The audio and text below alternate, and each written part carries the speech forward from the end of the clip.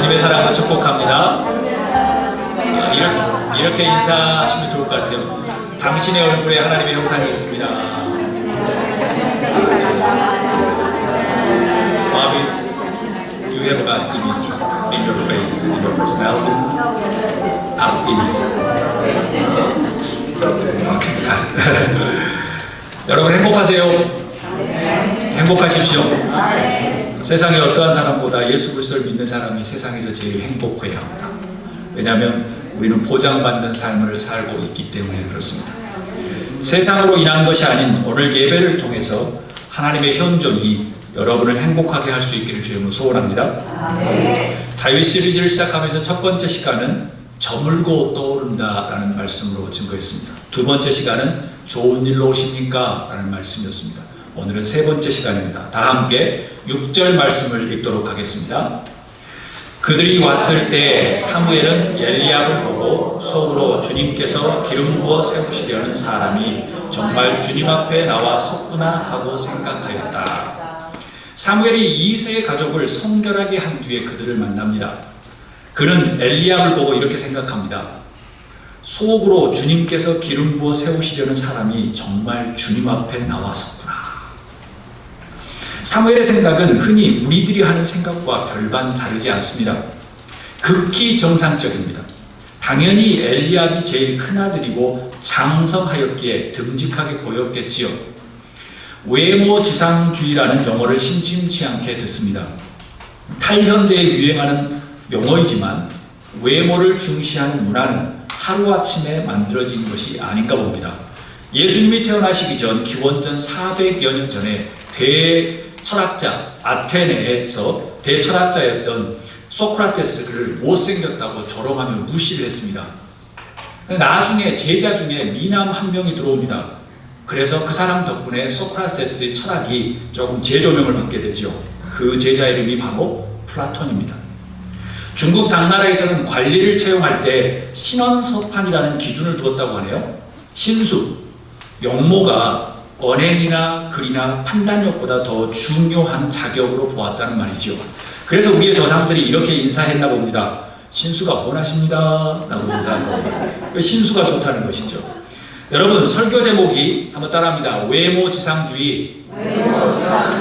외모지상주의입니다. 여기에서 언급하는 외모라는 것은 사람들의 얼굴과 몸매만을 의미하지 않습니다. 매너, 학력, 경제력, 집안, 백그라운드를 다 포함하는 의미입니다.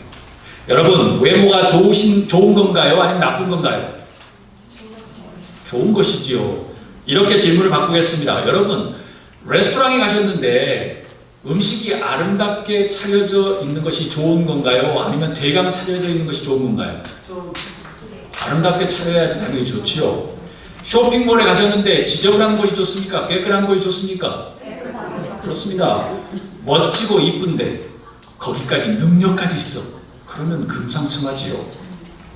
속담 중에 보기 좋은 떡이 먹기도 편하다라는 말이 있습니다. 또 이런 속담이 있습니다. 동가홍상이라는 속담이 있습니다. 같은 값이면 다홍치마. 미국에서 오래 사시다 보니까 전문 용어를 잘 몰라요. 다홍치마.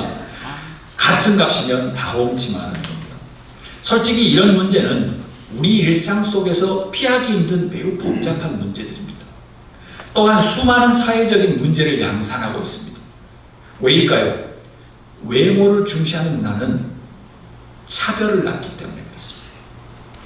외모 중심으로 보는 것이 개인의 자유라고 하면 할 말이 없습니다. 그런데 그곳에 차별과 무시라는 것이 존재하기 때문에 문제가 있는 것입니다. 사회적 통념상 외모 관리를 하는 것은 참으로 바람직합니다. 인간의 꿈과 희망을 성취하고 건강하고 행복한 삶을 살기 위해서는 자신의 몸과 무엇인가 가지고 있는 물질을 잘 관리해야 되지요. 그런데 외모가 최고라고 생각하는 이 잠재적인 묵인, 이것이 수많은 사람들을 눈물 흘리게 합니다. 때로는 고통스러운 스트레스 속으로 몰아넣고 있습니다.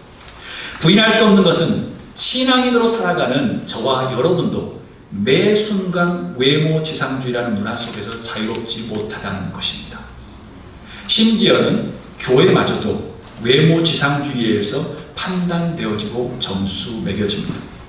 저 교회 호감 있네. 저 교회 멋져 보여. 저 교회 비호감이야. 별로 편하지 않아. 그렇게 비교하며 정죄하듯 자로 재고 칼로 재단하기 일쑤입니다. 마치 신앙인들의 입방아처럼 오르내리고 있죠. 그런 의미에서 대사무엘 선지자가 머릿속에 판단하면서 생각하는 것은 극히 21세기 포스트 모던 사회에 살고 있는 우리의 현실을 극적으로 보여주고 있습니다. 지극히 외모지상주의적인 발상이며 외모지상주의적인 생각이고 외모지상주의적인 가치이고 판단입니다. 바꿔 말하면 전혀 신앙적이거나 하나님적이지 않다는 말씀. 다 함께 7절 말씀을 읽도록 하겠습니다. 그러나 주님께서 사무엘에게 이르셨다. 너는 그의 준수한 겉모습만 큰 키만을 보아서는 안 된다. 그는 내가 세운 사람이 아니다. 나는 사람이 판단하는 것처럼 그렇게 판단하지는 않는다. 사람은 겉모습만을 따라 판단하지만 나 주는 중심을 본다. 그럼 하나님은 사람을 어떻게 보실까요? 어떻게 하나님은 사람을 판단하실까요? 만약 우리가 예수님이라면 어떻게 하실까? 라는 질문으로 산다면 어떤 마음의 눈으로 타인을 대해야 할까요? 한번 첫 번째 한번 따라합니다. 하나님은 사람의 마음을 꿰뚫어 보신다. 하나님은 사람의 마음을 꿰뚫어 보십니다. 사무엘이 2세의 큰아들 엘리압을 보고 저 친구 마음에 들어. 저 친구 마음에 들어. 하나님의 일을 잘할 수 있겠구만 이라고 생각했을 때 하나님은 무엇이라고 이야기합니까? 사무엘, 너는 그의 준수한 겉모습과 큰 키만 보고 있니? 그는 내가 원하는 사람이 아니야. 사무엘, 나는 사람들이 판단하는 것처럼 그렇게 판단하지 않아. 사무엘, 사람은 겉모습을 따라 판단하지만 나는 사람의 중심을 관찰한단다. 여러분, 아멘이라고 외치시면 좋겠습니다. 좀 큰 소리로 아멘이라고 외치셨으면 좋겠습니다. 만약 하나님께서 미스 코리아라든가 미스터 코리아 그들만 이곳에 와서 예배하라고 하면 이거 참 난감합니다. 만약 전교 1등만 예배한다고 하면 우리 이곳에서 예배할 수 있는 사람 한두 명밖에 안 될 겁니다. 그러면 머리가 지금 헝클해집니다. 만약 돈과 직위가 높은 사람만 구원받을 수 있다면 심각하게 짜증이 날 겁니다. 그런데 하나님은 말씀하십니다. 아무개야, 누구야? 사람은 겉모습, 외모로 판단하지만 나는 사람의 중심을 본단다. 중심을 관찰해 라고 말씀하십니다. 그런 의미에서 여러분을 축복합니다. 이 날씨도 굳은 날씨에 한 번쯤은 안 가도 될 텐데 엄마 아빠 바빠 우리하고 같이 있어 라고 이야기할 텐데 약속도 많을 텐데 하나님 앞에 예배 자리에 오신 여러분을 축복합니다. 다 함께 요한복음 4장 24절 다 한 목소리로 읽습니다. 하나님은 영이시다. 그러므로 하나님께 예배를 드리는 사람은 영과 진리로 예배를 드려야 한다. 여러분, 어떤 하나님의 음성이 여러분의 귓가에 맴도십니까? 하나님은 영이십니다. 하나님은 물질이 아니십니다. 하나님은 예배하는 사람을 지금도 찾고 계십니다. 그런데 하나님은 영이시라서 외모로 치장하는 것이 아니라 보이지 않는 중심인 영과 진리로 예배하는 예배만 받으십니다. 결국 하나님은 외모지상주의를 배척하시고 중심관찰주의, 제가 만든 말입니다. 중심관찰주의를 선택하십니다. 그런 의미에서 저에게는 무척 기분 좋은 위로와 격려의 음성입니다. 왜냐하면 저는 미스터 코리아도 아니고 전교 1등도 해본 적이 없기 때문에 아주 그런 의미에서 저에게는 아주 큰 위로가 됩니다. 하나님은 그래서 공평하신 분입니다. 아멘? 그런데 오해하지는 마십시오. 하나님은 꼭 중심만 보신다고 해서 외모에 관심을 갖는 사람들이나 노력해서 성공한 사람들이나 성실하게 최선을 다하며 사는 사람들을 무시하시는 않습니다. 다만 외모와 같은 겉모습만이 최고라고 생각하는 것을 싫어하신다는 의미입니다. 참으로 흥미로운 것은 하나님의 말씀을 따라서 성실히 최선을 다하며 예수님의 제자의 삶을 살아가는 사람들이 마음뿐만 아니라 여러분의 외모나 그 다음에 마음씨 좋은 것처럼 다 아름답다는 겁니다. 외모가 꼭 지저분한 사람이 마음 좋은 게 아니라 외모도 아름다운 사람이 마음씨도 아름다울 수 있다는 거예요. 주님을 믿고 있기 때문에. 그것은 하나님의 은혜이겠죠? 은혜 아니면 살아갈 수 없기 때문에 그렇습니다. 내가 너의 중심을 알고 있단다. 내가 너의 마음을 잘 알아 라는 하나님의 위로와 격려의 칭찬을 받는 여러분이 될 수 있기를 주의 이름으로 축복합니다. 중심을 아시는 분이기 때문에 그렇습니다. 다 함께 우리 8절부터 10절 말씀을 읽도록 하겠습니다. 다음으로 이새가 아비나답을 불러 사무엘 앞으로 지나가게 하였다. 그러나 사무엘은 이 아들도 주님께서 뽑으신 사람이 아니라고 하였다. 이번에는 이새가 산마를 지나가게 하였으나 사무엘은 이 아들도 주님께서 뽑으신 사람이 아니라고 하였다. 이런 식으로 이새가 자기 아들 7을 모두 사무엘 앞으로 지나가게 하였으나 사무엘은 이새에게 주님께서는 이 아들들 가운데 어느 하나도 뽑지 않으셨소라고 하였다. 이 말씀을 통해서 하나님은 어떤 메시지를 여러분에게 주십니까? 다 함께 한번 따라합니다. 두 번째, 하나님은 자신의 계획에 초점을 맞추기를 원한다.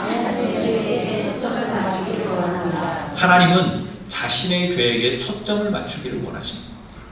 왜 하나님은 엘리압 다음에 아비나답 다음에 산마를 그리고 7 아들을 모두 사무엘에게 지나가게 하셨을까요? 그냥 한 명 지목해가지고 데려오십시오 라고 하면 될 텐데 왜 7명을 다 지나가게 하셨을까요? 이유는 간단합니다. 이유는 하나님께서는 인간의 마지막 기대까지도 깨끗하게 하시기 위해서입니다. 인간에게 숨어서 이 장제의식 속에 스물스물 기어오르는 외모 지상주의라는 것을 뿌리 뽑고 싶으신 것이었습니다. 사무엘의 심정을 한번 볼까요? 엘리압인 줄 알고 기대했습니다. 근데 아니야, 너 틀렸어. 하나님은 아니라고 이야기합니다. 아비나답을 기대했습니다. 아비나답도 아니라고 합니다. 산마도 아니랍니다. 그리고 7명이 다 지나갑니다. 사무엘의 기대는 조금씩 사라지기 시작합니다. 하나님의 계획은 무엇입니까? 대사무엘 선지자가 가지고 있는 겉모습과 외모 중심으로 결정하고 단정하는 모든 세상적인 잣대, 그런 판단의 기준, 자기가 옳다고 생각하는 것, 그것을 다 없애고 싶으신 겁니다.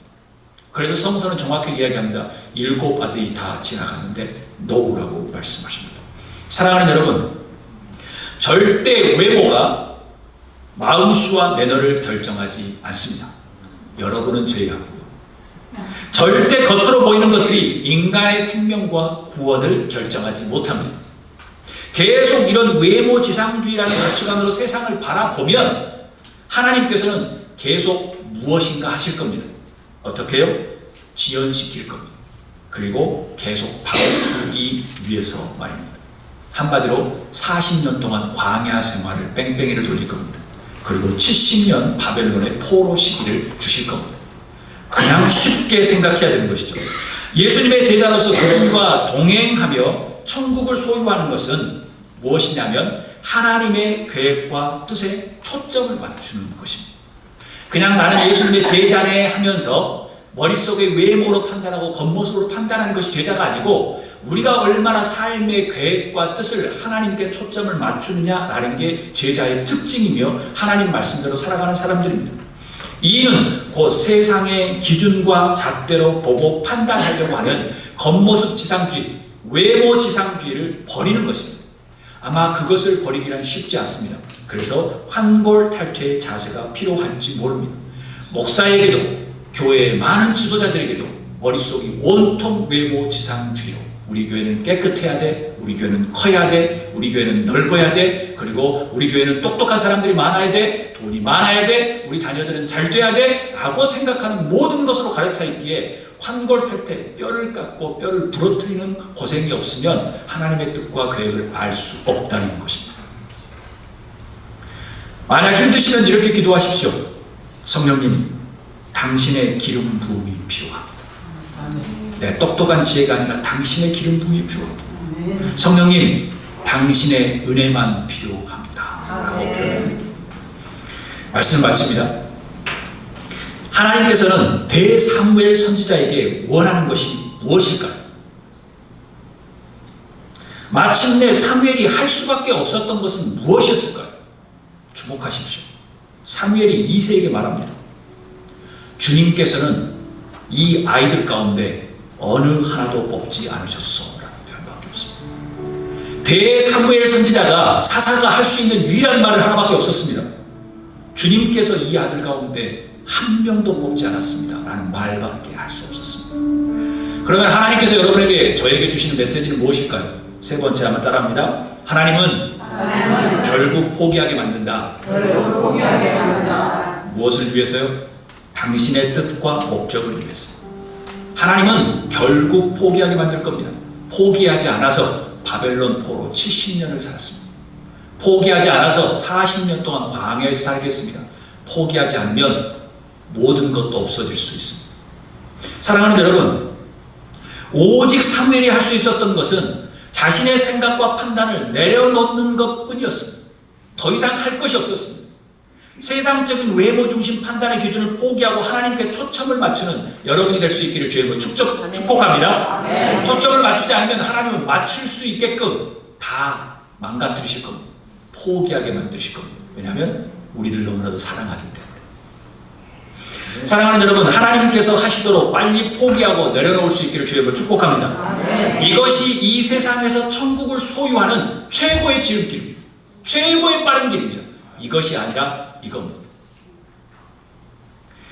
우리 안에 가득 찬 외모와 겉모습 지상주의에서 구원받을 수 있기를 주님을 축복합니다. 구원받으셔야 합니다. 그러지 않으면 천국은 우리 것이 될 수가 없습니다.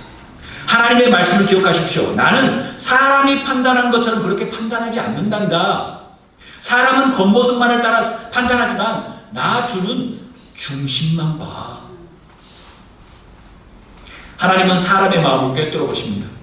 하나님의 계획에 초점을 맞추는 여러분이 될 수 있기를 주님을 축복합니다. 하나님은 결국 당신의 뜻을 위해서 우리를 포기하게 만드십니다. 하나님은 인간의 중심을 관찰하십니다. 아멘. 그런 의미에서 저는 너무나도 행복합니다. 왜냐하면 저는 내세울 것이 없지만 그래도 제 중심은 하나님을 따르려고 하기 때문에. 여러분도 저는 여러분의 마음을 압니다. 이 시간 이곳에 예배를 지키려고 하는 그 중심을 주님은 아십니다. 그 중심을 주님께서 받으십니다. 아멘.